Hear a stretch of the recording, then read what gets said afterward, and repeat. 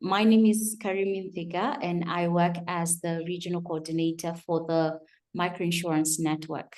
I'm based in Africa, and it's really a pleasure to have all of you joining us for this call from whichever part of the world you're joining us from. In case this is your first time joining us, this is the second webinar in a series of 6 webinars that are designed to share key insights on improving the value and viability of inclusive insurance. This is a partnership between the ILO Impact Insurance Facility and the Microinsurance Network, and with great support from the Generation Foundation. All organizations committed to advancing inclusive insurance and making sure that the underserved population is better served and better protected from everyday risk. So the objective of this webinar today is to learn how insurers can improve distribution models and how they can leverage on partnerships in order to strengthen inclusive insurance penetration and also drive financial sustainability. We'll hear from 3 distinguished speakers who have been successful in the field of inclusive insurance and who are currently tackling these challenges head on and shaping in how we can better serve and distribute microinsurance products. But before I introduce the panelists, just a few housekeeping rules. We do have interpretation available, so if you'd like to listen in either French or Spanish, please go to the interpretation icon on your Zoom toolbar and select the channel of your choice. I would ask you to kindly keep your microphones muted throughout the entire session so that we are also able to have an engaging discussion. Would also like to mention that there will be a Q&A after the panelists are done with your presentation. So please feel free to post your questions in the Q&A chat box, as well as, at the end of the webinar, just at the end of the presentations, just raise your hand up and you get to ask your questions and the moderators will respond. Finally, would like to just acknowledge you and thank you for joining this webinar, and we'll just kick it off. Introducing the 3 distinguished speakers that are joining us today. We'll start with Andrew Kolola.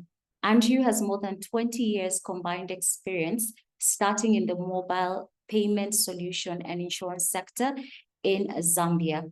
Andrew is the co-founder and executive director of Intellicover Insurance Intermediaries, a newly established inclusive insurance underwriting management agency in Zambia. He's also an immediate past CEO of IO Zambia, a digital microinsurance intermediary and subsidiary of IO Holdings. Andrew is also an alumni of the International Microinsurance Masters Program, class of 2019. So I'd like to welcome Andrew to please go ahead and walk us through what your key learnings have been in distributing microinsurance products. Over to you, Andrew. Lisa, you can please help put up the slides for Andrew.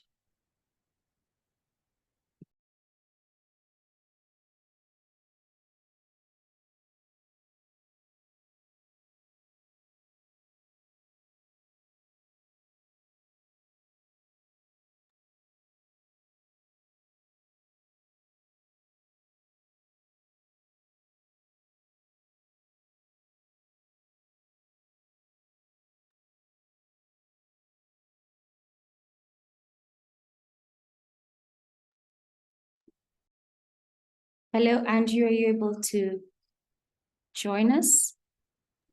It seems that we can you please double check with Andrew, because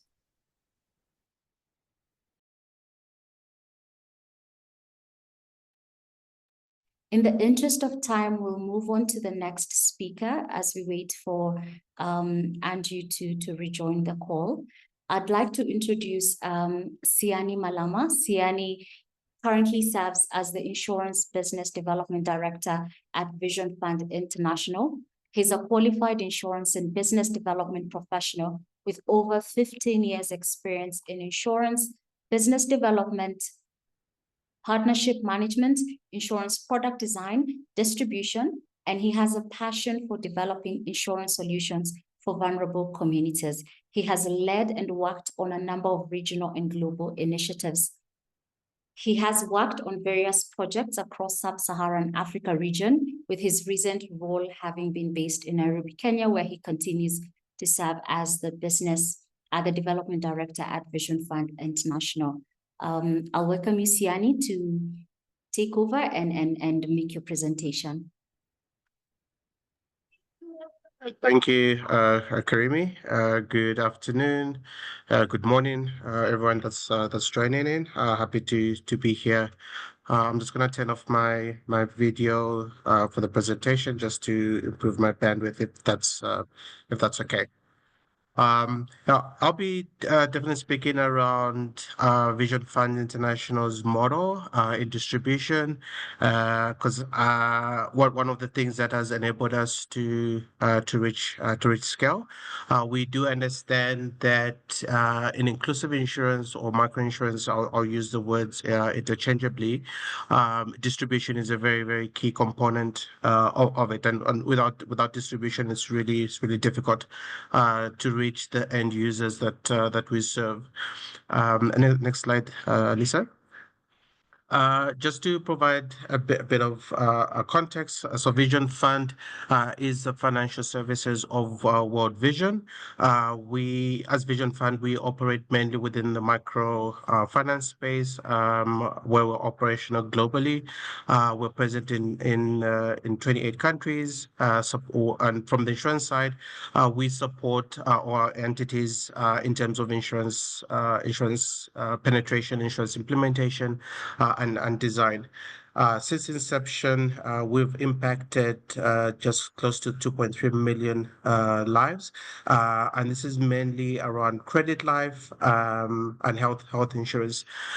With credit life, mainly by default, in that and this will speak to our strategy. You see it in a couple of slides, because of the way that we distribute insurance, mainly by bundling it with another financial product. It has enabled us to reach the scale that I'll talk to now.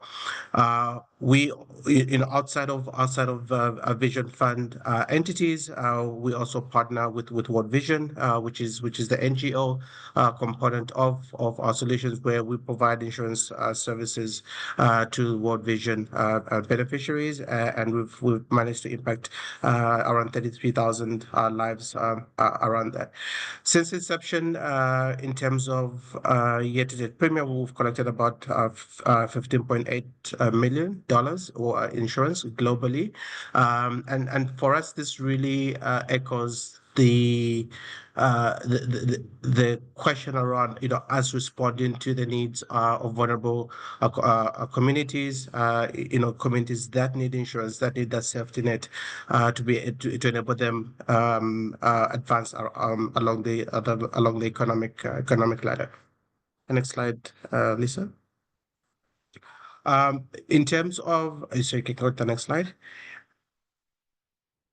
Whenever we look at the financial resilience, if you look at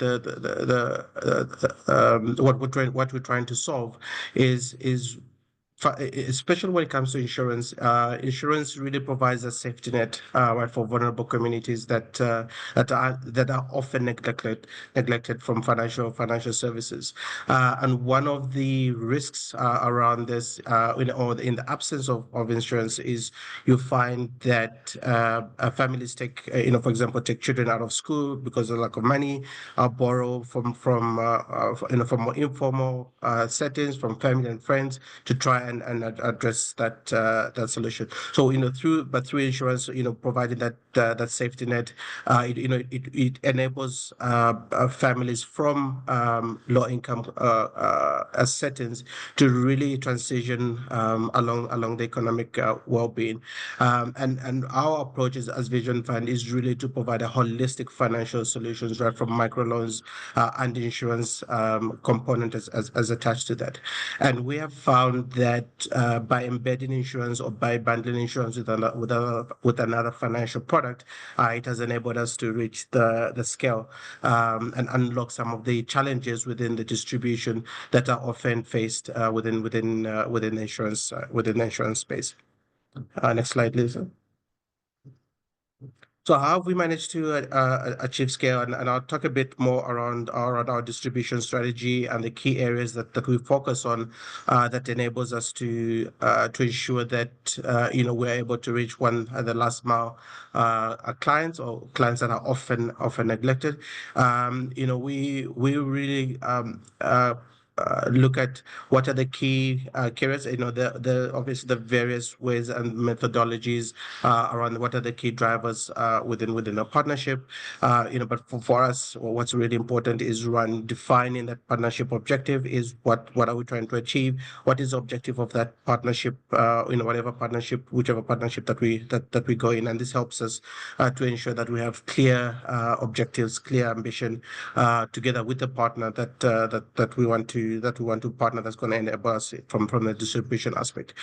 Understanding the partner needs and offerings is very critical.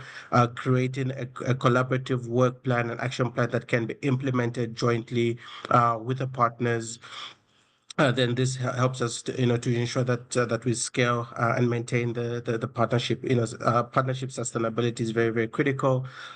In terms of reaching scale, and also taking into account that there are risks that we need to be aware of. And having strategies and key components around risk mitigation. To make sure that it's economically stable. Within the partnership framework. So for us, this really guides us in terms of the key drivers for partnership that enables us to scale. Next slide, please. Our distribution strategy has really enabled us to achieve some key takeouts. Whenever we sit down with a partner, is looking at developing a new product, whether it's a new microinsurance program or an existing program. We have to make sure that it's simple, it's accessible, and this is really the essence around microinsurance solutions, making the product simple, making them accessible for low-income consumers, but also really integrating insurance within existing value chains, within existing coping mechanisms.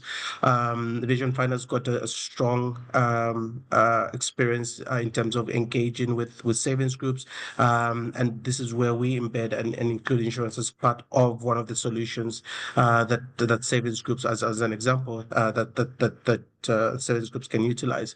And our distribution strategy has really enabled us to expand our customer awareness and engagement. Also leveraging of technology. As you know, microinsurance is a low ticket, high volume business model.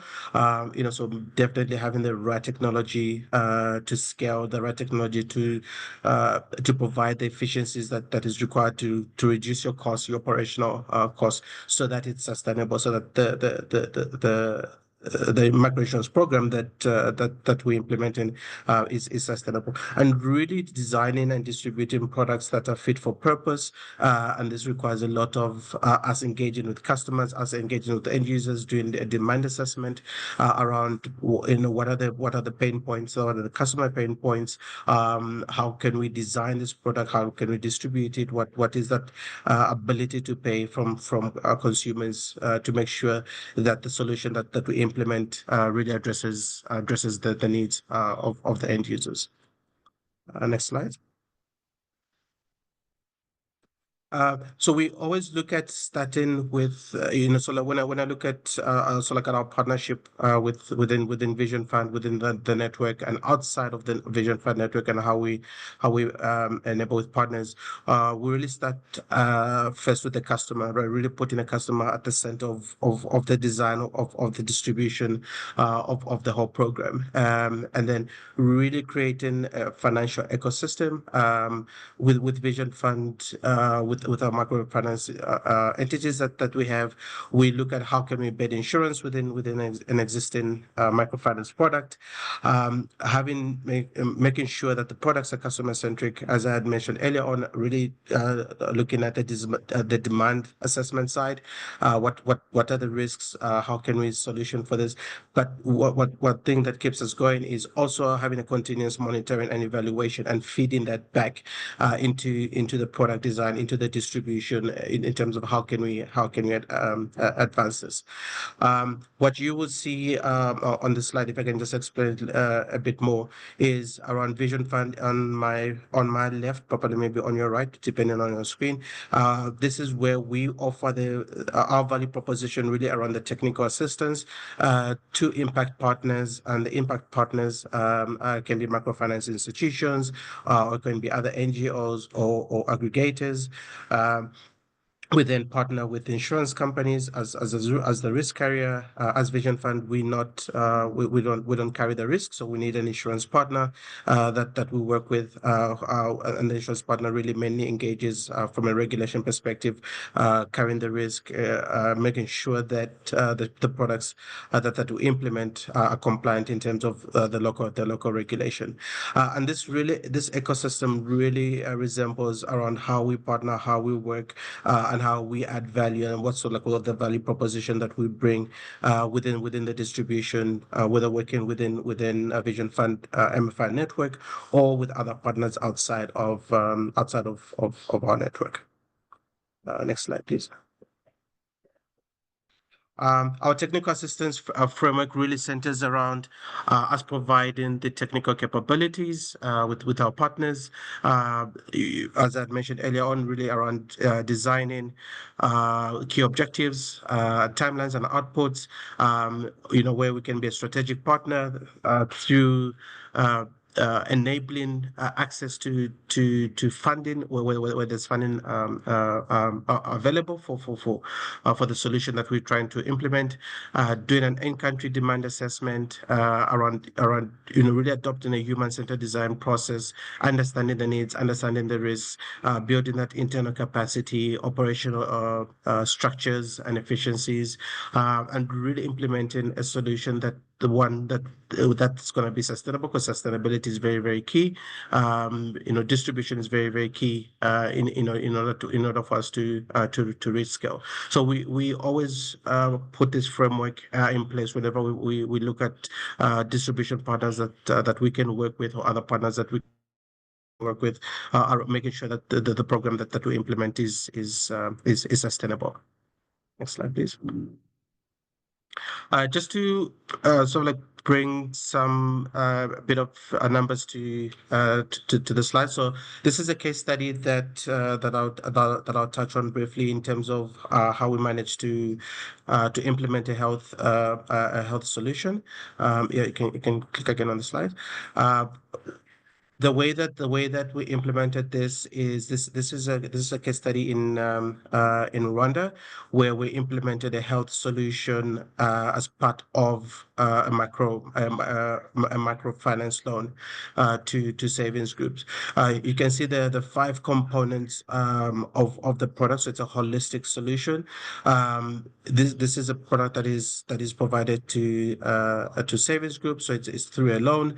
The loan is provided through local officer, an officer that comes from the community that people can engage with, that can relate with. It's got a digital component to it, around digitizing the process, digitizing the group.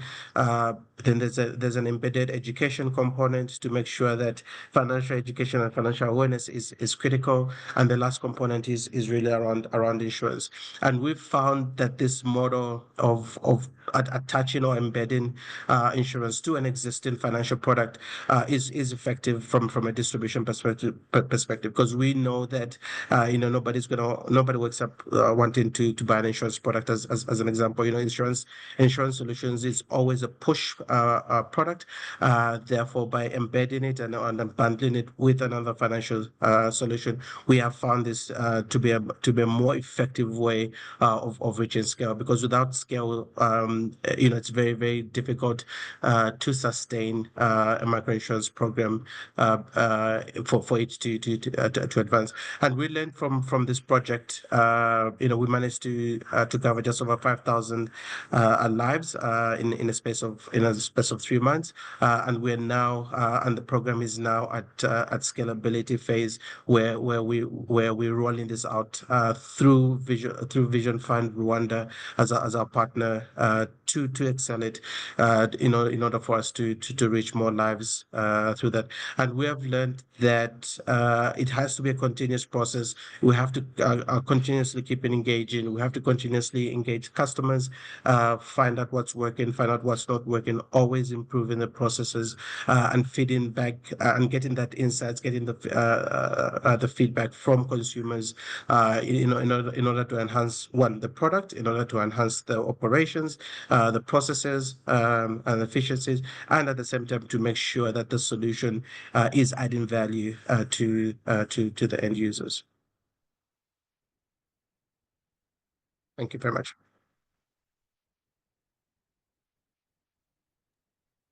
Thank you, Siani. So Karimi, back to you. Thank you. Thank you so much, Siani, for the presentation. Indeed, for me, my key takeaways, you've talked about bundling, and then you've also talked about how to just set up an effective partnership, that it needs to be collaborative. You all need to define your objectives, and you also need to work collaboratively. So thank you for that really insightful presentation. Thank you so much to everyone who's joined in. I can see people have joined it from all over the globe. Just to remind you that you can post in your questions in the Q&A chat box so that we'll have the panelists answering your questions after the presentations are done. And then we'll also give you a chance to maybe unmute yourself and ask a question. But please feel free to send any questions you may have in the Q&A chat box or also in just the webinar chat box. So we'll have our second presenter presenting. Thank you so much, Andrew, for joining us. It's good to have you here. I'll just read your profile again, and then you can go ahead and make your presentation, but I'll keep it brief. He has more than 20 years of experience, starting in mobile payment solutions and insurance sector in the Zambia industry. You may have known him from his past work as a CEO of IO Zambia, and currently he's the co-founder and executive director of Cover Insurance Intermediaries, a newly established inclusive insurance underwriting management agency. Andrew is an alumnus of the International Microinsurance Masters Program, and we're so happy to have you on this call. Please feel free, go ahead and make your presentation.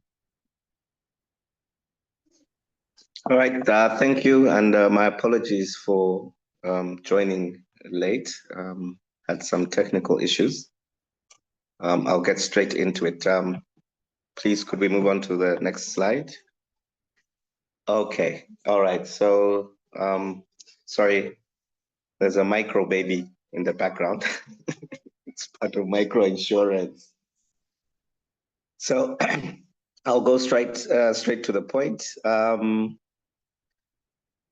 I think from my perspective and my experience, and particularly having interacted and collaborated in the digital space, mainly through collaborations with insurers as well as a telco or MNO, as they're so called, the core or key experiences that I can share with the members joining the meeting today is basically that customer centricity is first and foremost a very, very, very key component in success with regards, first and foremost, product, service delivery itself, and overall offering to customers. So I've included in this particular slide just some examples of what that may look like. So from a customer-centric perspective, we were particularly involved in embedding insurance with airtime, with the MNO services, mobile money, general payments as well as money remittances, just as an example. And this was particularly for the reason of attaching insurance to digital activities that particularly customers were already accustomed to and trusted. So basically, the key lesson there, it was establishing meeting customers on platforms that they already use or are familiar with. With what we're currently building now through IntelliCover, as a newly established startup, we are looking obviously to extend those particular collaborations or initiatives around building ecosystems that don't just include MNOs, but also include reinsurers as an example, and I'll explain why a little bit later on, as well as fintechs or insurtechs that actually have innovative channels and have established a level of aggregation already. Next slide, please.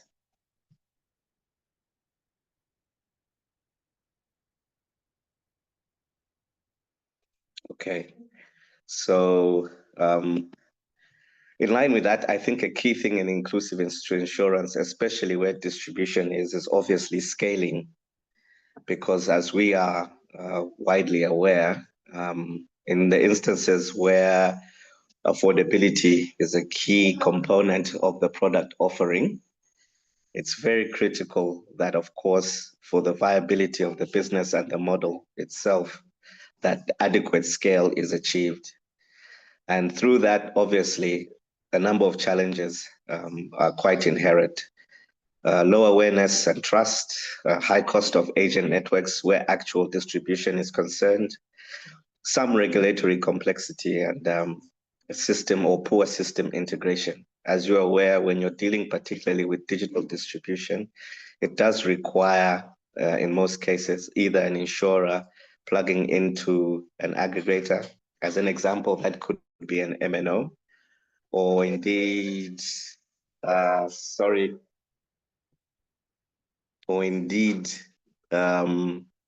versa.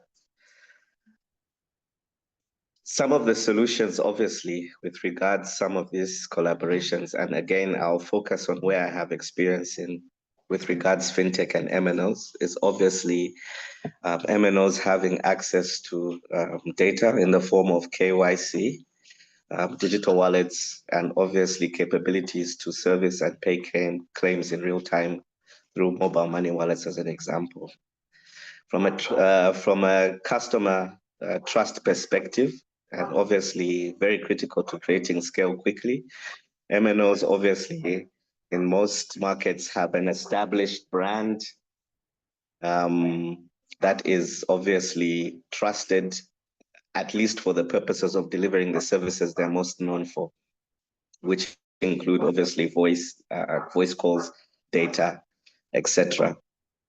Also, from an MNO perspective, agents are commonly available to allow for a human touch where onboarding of clients are concerned, as well as, most importantly, where claims support is also required. From a more specific engagement or technology perspective for customer engagement capabilities, you have your basic USSD for customers with low-level tech phones, for lack of a better word, and for those with agents, you have obviously the possibility of using apps as well. But by and large, a hybrid where scale is concerned is quite important, where you create a balance between the human touch as well as obviously the digital side or purely self-assisted, because you are obviously dealing potentially with people who are interacting with a product like insurance for the first time. But in addition to that, you try to also make it as simple as possible. And as I mentioned earlier, as linked as possible to what they're already using their mobile device for, as an example. Next slide, please.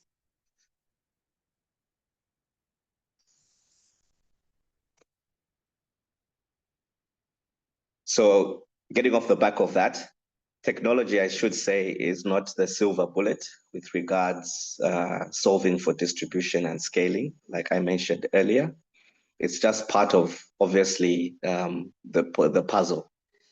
And as I alluded to, in my experience, a somewhat hybrid, especially in the beginning of going to market, is fairly useful or fairly needed with regards sensitizing and educating people.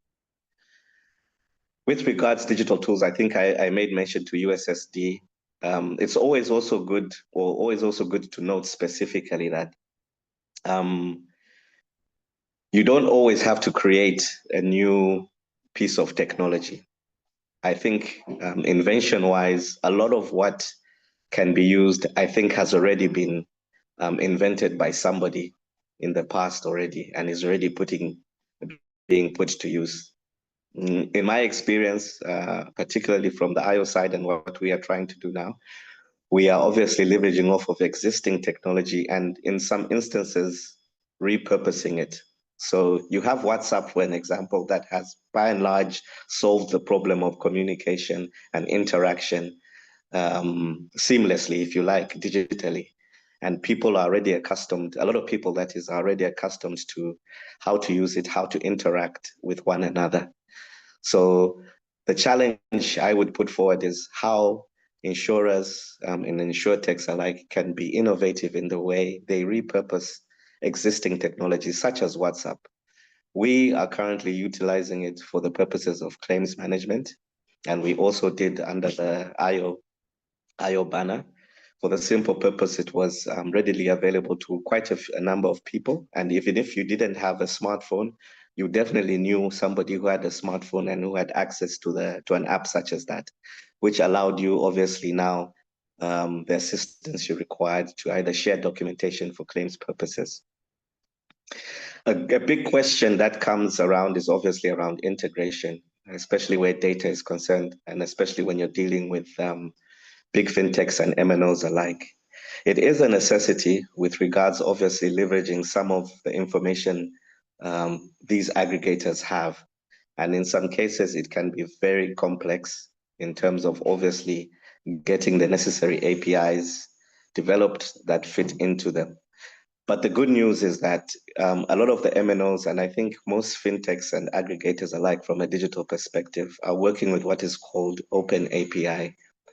What this simply means is that it requires the least level of change with regards development on their side, which in most instances allows partners to plug in fairly quickly. I won't say very fast, but at least fairly quickly than it used to be, because these are standard APIs. So on the MNO side, where integration is concerned, you may take note as you're interacting with them in anywhere, in any shape or form, whether they do have an open API capability. And the key ones that I have identified where insurance is concerned, particularly where APIs are concerned, is definitely payments, KYC, and I think the third one, I stand corrected if I'm wrong, is any USSD API that allows you to basically interact with their existing menus. Why are these three components very necessary? On the payment side, it allows you to collect premium through their platforms, and it also allows you to pay claims through their platforms where mobile money is concerned especially. KYC, I think, is a given in most markets. Most MNOs collect KYC as a regulatory requirement, which is mandatory in most markets. I know particularly in Zambia and Southern Africa for sure. So that said, the open APIs also allow you, of course, with the necessary consent and agreements with both the MNO partner as well as the actual user's consent, you can collect first level data, which allows you to underwrite quicker. I'll try to move as quickly as possible. I think I already spoke to obviously the agent the agent onboarding, but from a hybrid or from a cost-saving perspective, everybody talks about how tech is expensive, but I think it's generally becoming more affordable One of the reasons, obviously, because of the developments or integrations that I mentioned through OpenAPI, which are less costly and less time consuming. But from a support perspective, you have got cloud-based platforms. Of course, regulatory issues allowing, in some markets, you'll find that you may be required to host your data within the country and not in a cloud, but by and large, a hybrid of the two is allowable. There are quite a few white label insurtech systems that allow people to plug and play instead of building from scratch. And of course, I made mention to the API integration. The hybrid experience is basically human and digital. So you could have a mix of call center and USSD digital collaboration. Agent networks, like I mentioned, as well as the digital self-service. The next slide, please.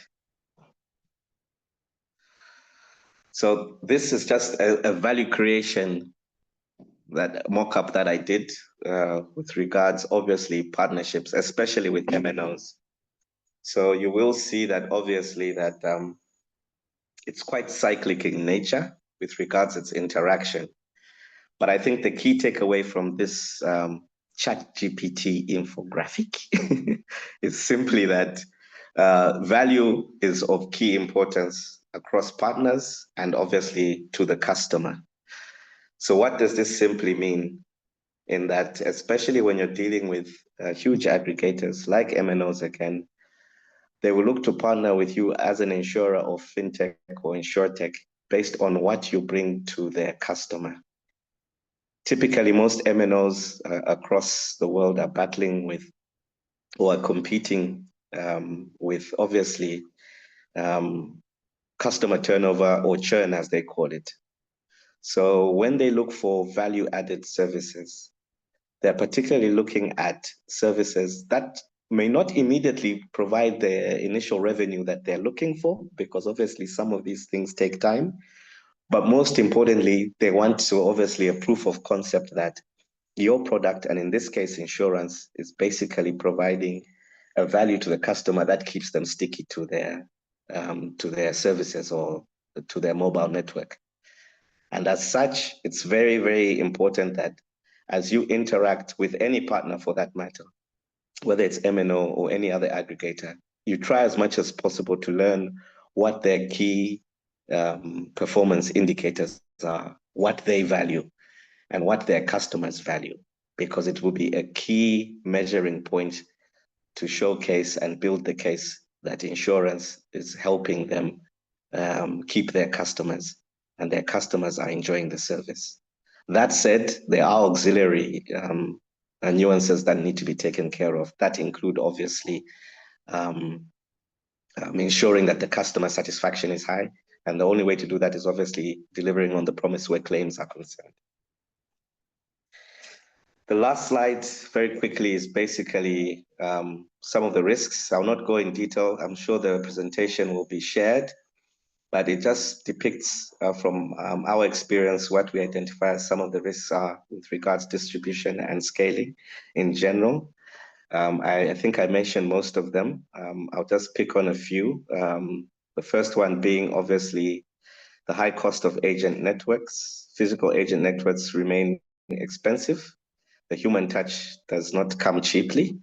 And that is why the proposition around mitigation is around promoting hybrid models that have a balance between human and, of course, digital touches. Claims fraud risk, I know that's a key interest among the insurers probably in the webinar. And of course, with that, digital microinsurance claims are vulnerable to fraud, just like any other.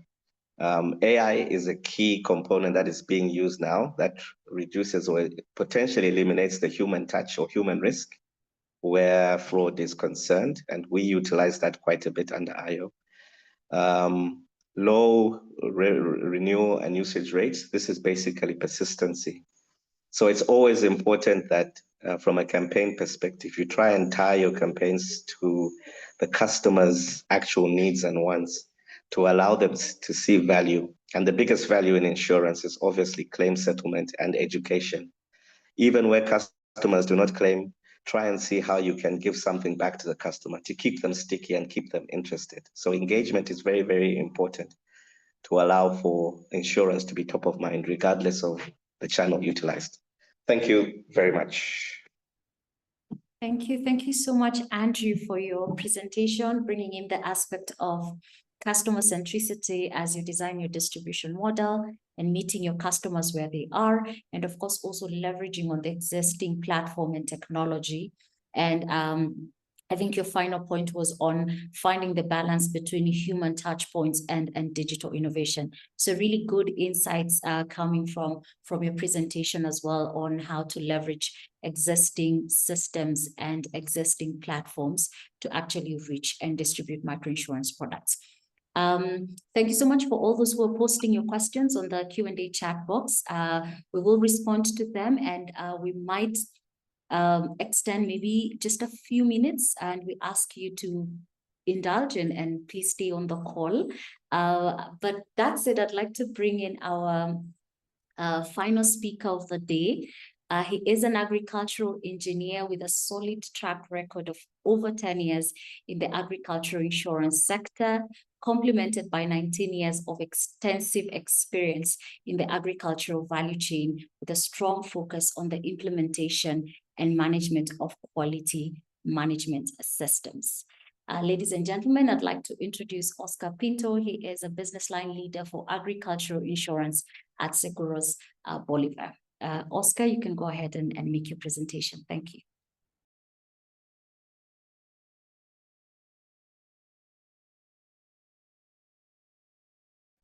Good morning, everyone. Thank you very much for the presentation, for the introduction.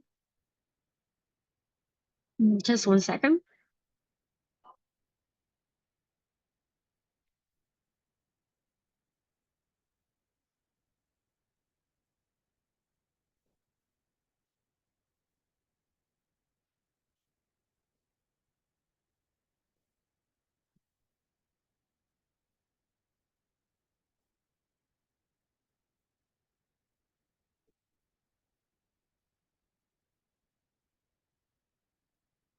Okay, can you confirm you can see the presentation?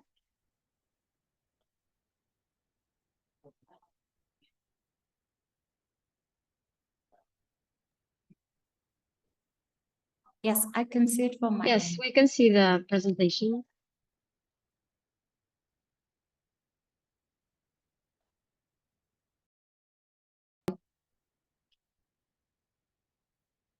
Okay, all right, thank you. So the idea today is telling you a little bit about our experience in Seguros Bolivar regarding inclusive insurance and business models that we have used to develop to achieve great parts of our population to the different economic sectors. Colombia, due to its variety, has a wide array of climate types. And we have areas that are affected by natural disasters or natural phenomena. And that, of course, increases agricultural, productive, and biological risks for small and medium-sized producers, who are the most affected ones. In Seguros Bolivar, in our experience and in our business strategy, we highlight the importance of providing this surety, this certainty to people. We also are trying to reach those places that were not reached by insurance before, so that people can have better products for their products. We want to share with you the experiences that we have had with our business models and with the strategies. We have been able to reach the biggest number of insurers, and as I was telling you, we were able to reach places that have never been reached before. Now, I want to tell you a little bit about the fact that in order to close the gap in Colombia with producers and low-income producers, we found that parametric insurance are the most effective tool to help these people. And when we talk about this, we're talking about an efficient work so that we can achieve the expectation, so that we can unblock the insurance potential through different steps. When we want to reach these populations, when we want to reach our clients, we develop these 7 steps together with our partners in that ecosystem, with that business model. And we do that because it's important that these stakeholders in the ecosystem are included in the co-creation of these 7 steps, because this will allow us in the future to have better success rates that will allow us to include or engage the population better, to include it in fidelity or customer loyalty product, etc. And from the beginning, we identify risks. It is crucial to identify risks from the very beginning. We need to identify the producers in the area, the frequency with which the agriculture farmer is affected, and we have to establish if this risk can be duly predictable and measurable so that we can offer an insurance solution.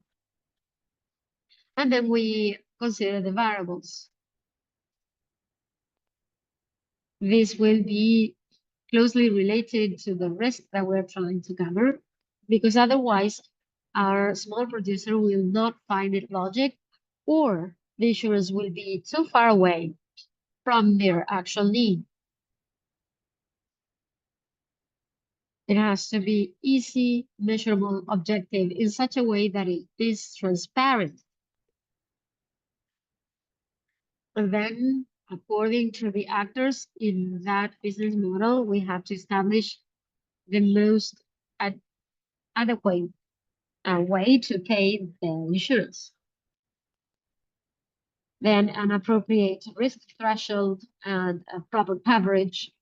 If we're going to work with financial institutions, the small financial institutions for small producers, perhaps a good threshold would be a credit quota, a loan quota, or partial payment of that quota, of that installment, monthly payment, etc.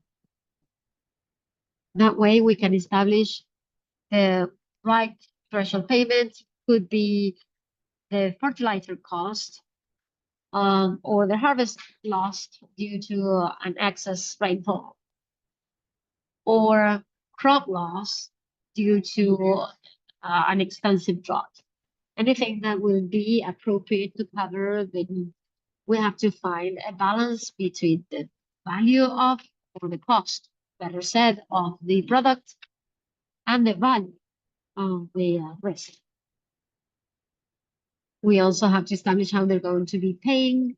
The payment has to be fixed or variable, and it has to be always straightforward, and it has to be easily explained so that our customers can actually acknowledge it and understand.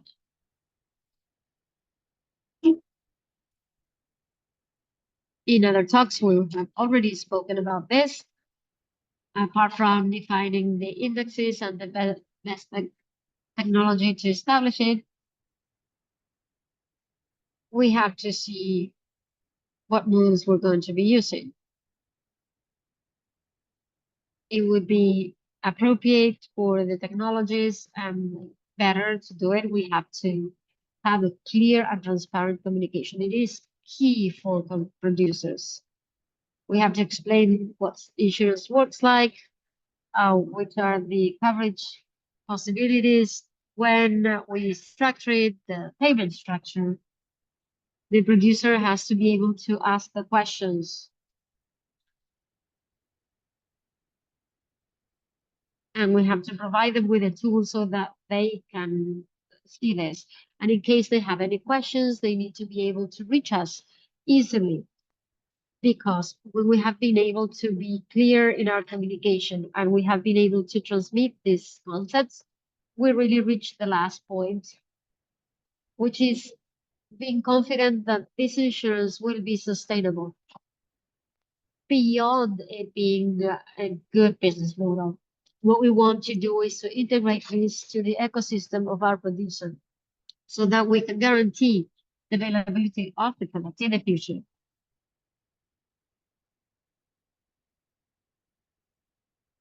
Once we apply this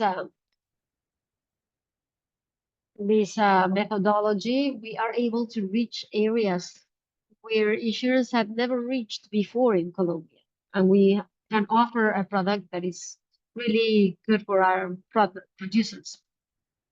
So now I'm going to talk a little bit about our business model.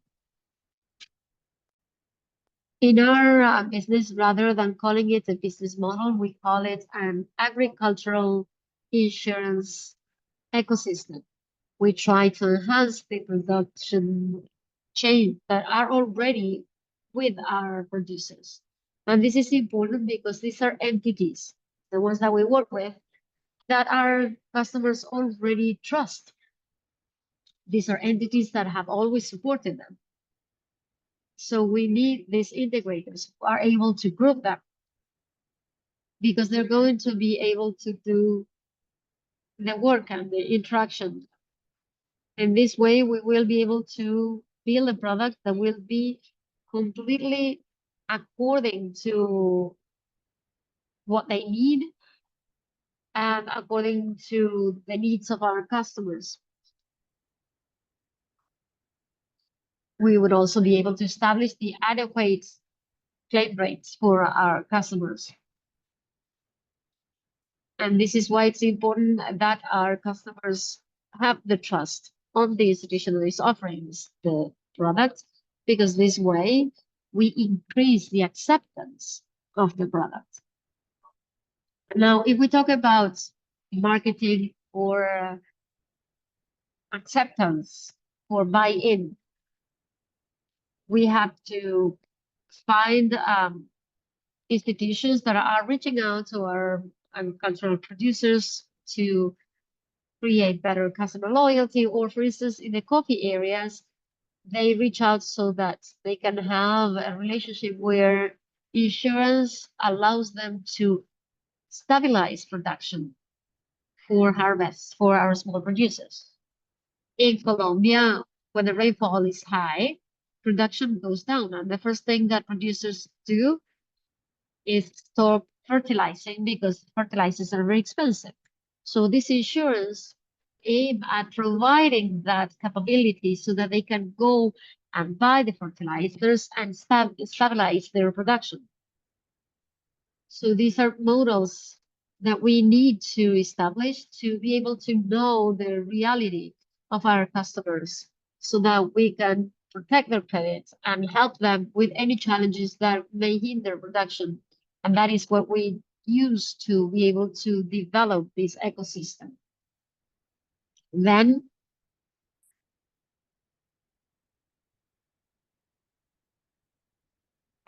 we have to work with many aspects that these institutions talk about. We need to be able to speak the same language as the integrators and throughout the whole value chain so that we can launch these sustainability programs for the companies. And at the end of the day, they become models that not only provide sustainability, but also that are financially sustainable. And this is so when we are able to establish them efficiently. Another thing important is that all the levels of our offer provide the proper technical support. And this provides a significant number of advantages for our service, because it allows people to have the proper access to acquire the insurance, or for instance, if there are programs that will allow them or help them acquire this insurance, or any other means that will allow us to facilitate the access to the insurance or facilitate the access to certain areas. We can also provide them some guarantees that they would not normally not have. For instance, in our country, it is very common that producers may not have the proper collateral to access financial services because they don't own their land. And that's important because then we can help them find the collateral so that they can afford this insurance. And in this way, we could benefit them. In Colombia, the model that has worked the best has been the partnership between producers associations and coffee producers association. In these cooperatives, we find that they find the support in international producers and with the international standards. That makes it easier to provide the insurance. It also makes it easier because the producer will have a friendly face that they see on a daily basis coming to offer them the service. This is a friendly face that they are working hand in hand with the producers, so they're going to trust it better. And with this extra prices that the programs that I was talking about before offer our producers, allow them to actually acquire the insurance. And in this way, we can provide financing to these producers because they will have this insurance protection. And that allowed us to have significant growth in 2019. We had 139 producers with this program. But with this new business model, we have been having a sustainable growth. Now we have over 39,000 small producers in the coffee, cocoa, and corn sectors. And with this, we can say that it's not only having our producer that has the service, but also having sustainability with a well-established product that will provide them with certainties and stability.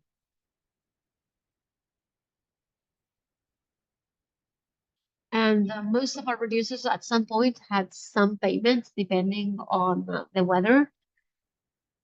And instead of just leaving it because they don't work,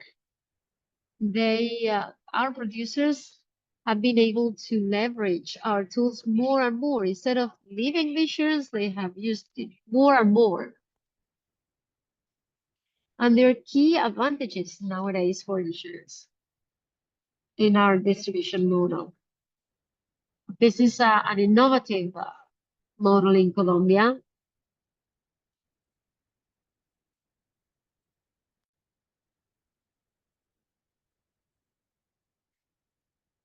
And we are trying to reach these scattered rural producers. And this system replaces the need for conventional channels. We are replacing it with efficient channels that are close to our producers. And we never stop looking for new components for our systems, top-notch tools.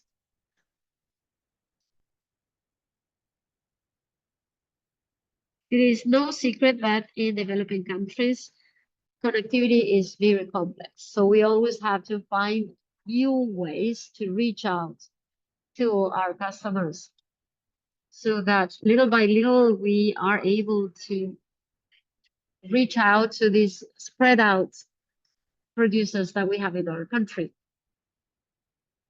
This is where we are working and where we have been working on developing our technology. It is working with vulnerable populations. Vulnerable populations require agile payment. So parametric insurance has an advantage.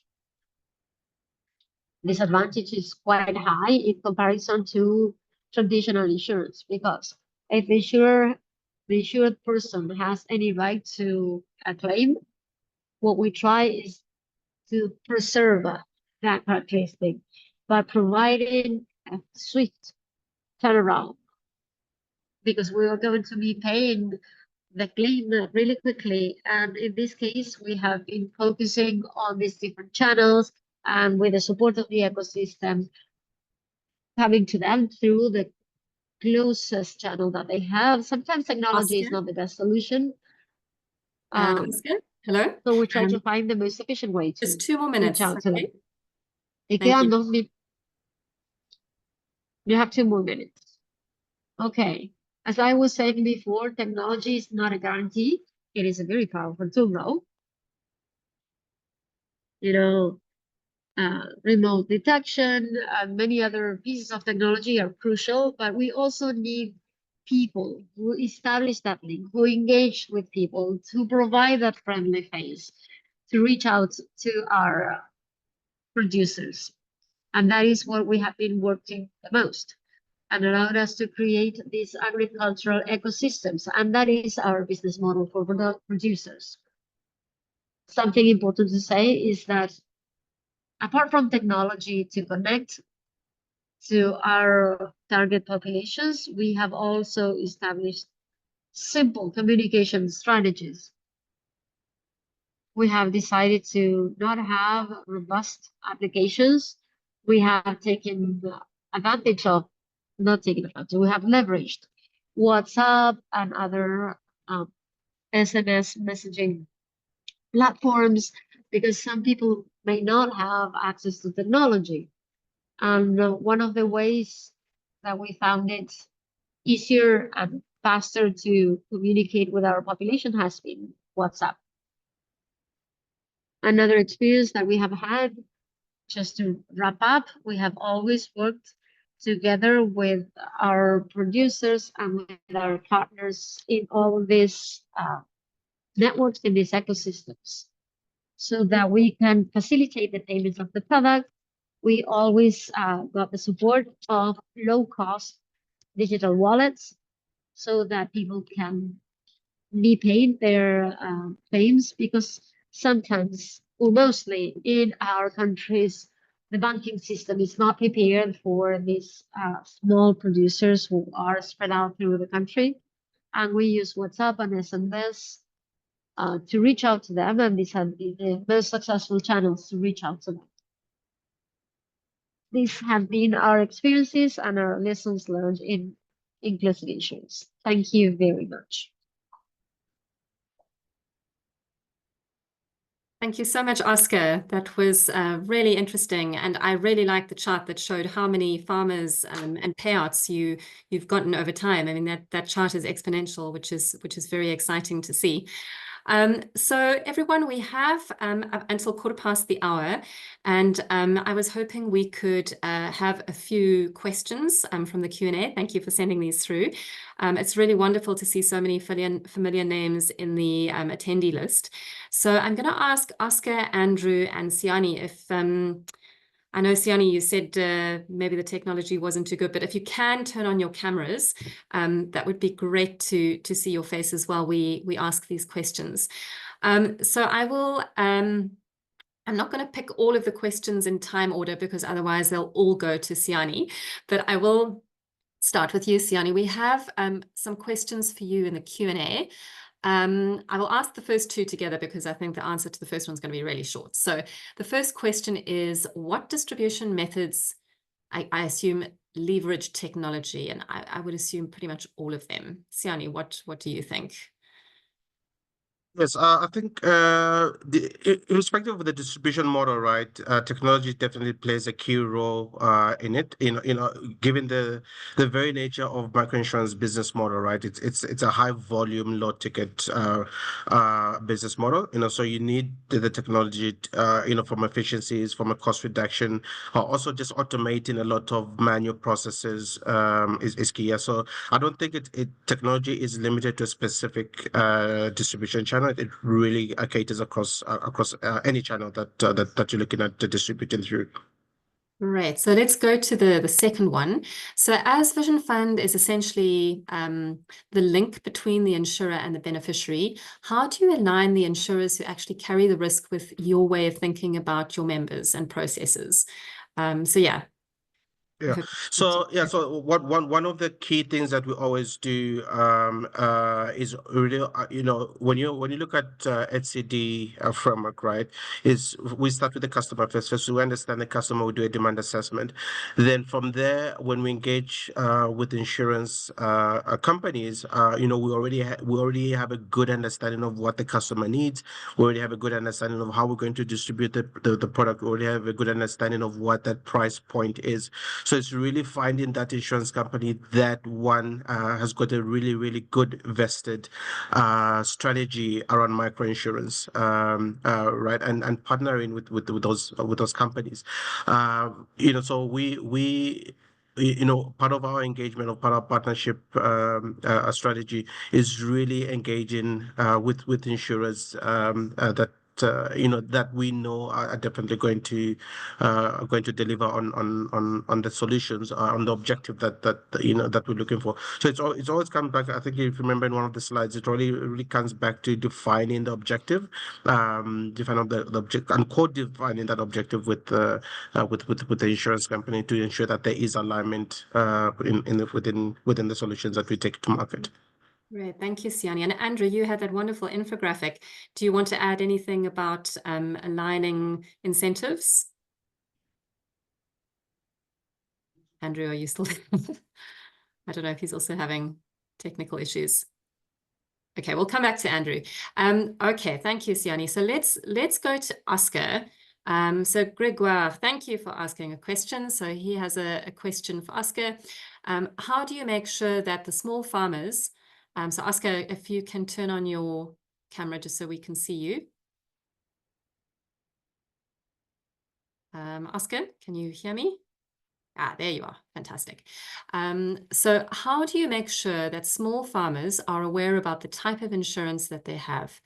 Are there some who renew their insurance by themselves, or all of them are part of group subscriptions? That's a really good question. Sí, es muy buena pregunta. Digamos, en nuestro modelo, en nuestro ecosistema de negocio, por eso contamos con las figuras de los integradores. Ellos son esos equipos técnicos que tienen estos integradores. Ejemplo, las microfinancieras tienen personas que van en moto de predio en predio ofreciendo el crédito, y ellos son los encargados de dar toda esa información. Otro tema son los asistentes técnicos que tienen las asociaciones.